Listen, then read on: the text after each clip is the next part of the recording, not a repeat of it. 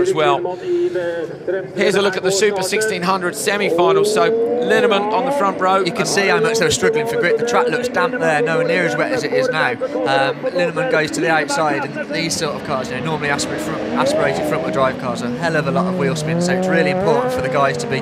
Look at him. Linneman's in the back of him there. He's on the handbrakes when they get the car stopped. You're talking about Ken Block being throttle patient, but these guys even more so. Really have to wait. We're going to see that in the final shortly, so don't go anywhere because the Super 1600s are spectacular to say the least. This was the second final. The orange Skoda in the middle there is Miss Julia, who's done a great job so far this season, was third, but doesn't actually go through from this semi-final. Contact aplenty again. 3 and 3 was the split. This is the third track in a row we've gone to, Andrew, with the first corner Joker lap.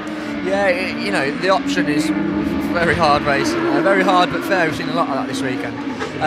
Normally on the Joker lap, if it's off the start, it's best to try and go first lap if you're in the right position, because the first lap with all the battling is always going to be the slowest. So this one played out. Smetana doing a good job. It was Smetana who came through, so you'll see him on the front row of the grid. Shigabutinov is Actier as well. So Super 1600 final is coming up now. You're going to see those guys who were in the semi-final fighting it out for their championship positions. Zagimenov has made it through. Zagimenov won the last 2 rounds of Super 1600, both Portugal and the UK. So we're going to see Zagimenov in this one. Linneman has gone through too. Linneman second in the UK, and he said no more Danish championship, Andrew. Yeah, I think he's been very quick the last couple of years, so he's going to concentrate on what he wants, but he's actually brightening up a little bit now. But I think the track is pretty wet. They're only having these cars for their final, so I don't think it's going to dry up enough for the supercars. So these guys have all made their tyre choices. I would think they've gone with wet tyres. We saw how much the lap times dropped off, so I think they're all on dry setup and dry tyres also. Sorry, I mean wet. Wet. I know what you mean. We know what you mean, Andrew Jordan. It's fine. Here is how the grid lines up. So Yanis Balmanis, who celebrates his birthday today, is on pole. Is he going to get a birthday win? Andrei Smetana is in second. Sergei Zagimenov, the man who's won both the previous rounds, lines up third with Timo Shigabutinov alongside him. Ulrich Linneman on the back row with Espen Isaac Sakter. Last of the Super 1600s coming out. That's Linneman. You can see pulling up at the back. He's been fired off in 2 local rounds in the Danish Championship.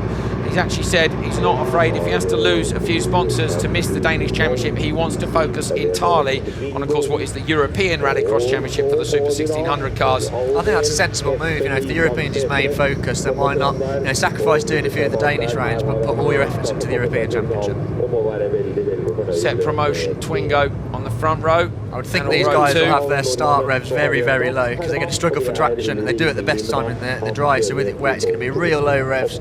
The clutch, they might try and slip it a little bit just to try and get as much traction as they can. Short change the box away from the line. These engines have to rev them up to 9,000, so yeah, maybe a little bit, but not as much as the supercars. So Balmanis and Smetana on the front row. Let's see what they can do. Lights change, you see the noses lift, but they don't move very much. From the second row, Zagimenov looks like he's gone through the gap in the middle. But on the outside, it's the Saxo that's going to come through. It's Isaac Septra all weekend. He's the leading Norwegian Super 1600 driver, leading that championship in Norway. Zagimenov's got turned and there's a shunt up in the Joker. Those 3 guys are miles back. That's dropped them right back. The Saxo actually came from the back row of the grid, so a great start with him. Enabled him to do his own race, go to the Joker lap when he wanted. That was great.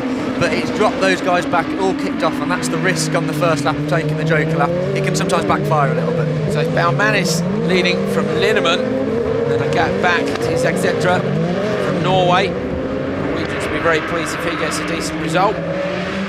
Very, very hard cars to drive in these conditions, Andrew. Without the benefit of four-wheel drive. I mean, to be fair, the touring cars are tricky too, but front-wheel drive, as you said, look how long they're having to wait before they get back on the gas. Yeah, they really need to try and get the car and the wheel as straight as possible for traction. Baumanis is in a set promotion car, which is run and owned by Jussi Pinnimäki, who's won this division before.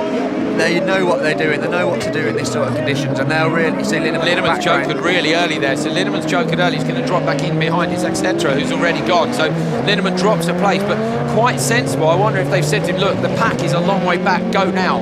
Because otherwise, if you lose too much time, I see what you're saying, you're going to drop back into them, so that's probably a smart move then. It's especially considering that Izek, although he's very good up here in Norway, he's not doing the whole championship. So in some ways, it doesn't really matter if Linneman drops a couple of points to him. You know, it's important to look at the big picture of things like that. It's important to get good points when he can. But he's doing a great job in that little sector, isn't he? To start from the back row of the grid, he's currently second. It's really, really impressive. That's one of the nice things about Rallycross. We've still got family teams in the paddock here. Balmanis in the 99 car. Linneman's got a run on the inside. He had so much understeer in the sector. He's got a great runner past him. So the move of taking the joker lap's really worked out for them, hasn't it? So Linneman then sitting in second, having taken his joker lap. Balmanis is the only man who hasn't. You can see him heading down the hill. The hills here really steep. We've actually got some great camera angles. This one down the hill gives you a good idea of just how steep it is. But Andrew, that corner drops away massively. And again, you've got to wait on the throttle. You can't pitch it in and pull it out with forward drive. You know, with it going steep downhill, you've got to remember that for your braking. You're going from tarmac onto the dirt, so you're going from different grip levels and changes. But Balmanis, I think, has got this one in the bag. If he keeps it nice and clean and does a clean run, you know, he's got 6 seconds at the minute. So he's looking away with this. But there's 3 laps, and we've seen in these conditions, it's very, very tricky. I'm kind of thinking Balmanis might be wise to go now, as he's not made any mistakes, and he does. Balmanis goes to the joker lap right now. So Balmanis, from the commentary position we can see, has gone to the joker lap. He must have heard you. Yeah, and the rest of the train are following it through. Have a look in the back of his shot. There is Balmanis, easy, straight out in front. So now, just no mistakes. But Linneman's going to apply the pressure. Well, Linneman can, because you know, it's easier to in these conditions is to follow and chase. And you know, Balmanis has got a big lead at that, but he needs to not watch his mirrors and to not make any mistakes. You know, in these conditions, it's such a fine line not to make any mistakes. Balmanis in Portugal was 3rd in the final. Qualified 17th in the UK, so either a lot of problems or just didn't get on well with the Linden Hill track. But here this weekend at the minute, he's looking like a surefire winner. He's got 2 laps to go after this one. You know, he'll be sat there, this could be his first win, and tricky conditions to do it, but if he can do it, it'll be such a great feeling for him to get that here in Norway. On your birthday as well. Absolutely, yeah, nice little present. It was your birthday weekend, wasn't it, back in Linden? Maybe that's the trick to a decent result. Running one of Set Promotions cars, of course, these cars run by Jussi Pinamäki, who is the team manager, really, under Andreas Eriksson for Olsberg's MSC, Andrew, because Olsberg's have got so much on. Yeah, they're doing a lot all over, you know, in Sweden, America, and the World Championship, and Jussi actually heads up the World Championship team, so they've got separate teams, separate mechanics for separate cars, and he heads up this project, and you know, when I raced at Linden, I learned a huge amount from him. He's a really, really switched on guy. He's been around the sport a long time, and he absolutely knows his stuff. And been running these Super 1600 cars as well. I assume now there's someone else at the helm of that team, because he just wouldn't have time, would he? No, I don't think so, but you know, they're still the pace setters, and in this division, Set Promotion are the team to really go to. You know, they've won the championship a huge amount, and the cars are very well turned out and always very, very quick. Well, Bakker, of course, was Super 1600 champion and moved on to supercars under Pinamäki, followed by Nitish. So, you know, I think Tim Zarnov as well used to be in Super 16 as well. So it's a great platform to learn and to progress on to supercars. As he said about Nitish, he's come from this and straight away is one of the pace setters in supercars. It was interesting, well, talking to Pinamäki, of course, ex-driver, we said, did you miss it? Do you miss the racing? He said, no, he really takes a great reward from helping these young drivers on and making them quicker and quicker. And it looks like he might have another one in his hands here with Balmanis.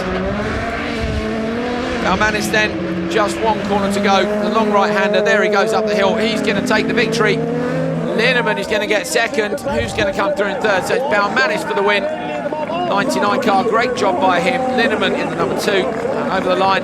Fantastic to see Etc. the local driver. Look at Balmanis, he's over the moon. Happy birthday, great job. Fantastic drive by him. And for the locals, Etc. coming through, the Norwegian driver on the podium as well. Here's the result: Balmanis, Linneman, Etc. Smetana, Zagimenov and Shigabutinov. Zagimenov, of course, was the winner of the first 2 rounds, and he finishes here in 5th. Here's some replays from the Super 1600 final. Andrew getting it off the line. Watch the Saxon on the outside. He came from absolutely nowhere on the back row of the grid. Fantastic start all the way through to the front row. So what's he done? Found traction? Was it a drier part of the track? It might well be, but you know, he's probably, I think he's a local guy, so he probably knows this circuit, he knows the grip levels in the wet, and he's just got a fantastic start. And there was your winner, Balmanis. Very pleased he was too. Waving to the crowd, thumbs up, very happy chap. Here are the championship standings for Super 1600, the European Rallycross Championship, of course, for them. Sergei Zagimenov continues to lead. Ulrich Linneman is second. Nikita Misulia is in third. Shigabutinov, Balmanis, Navika, Smetana and Stefan.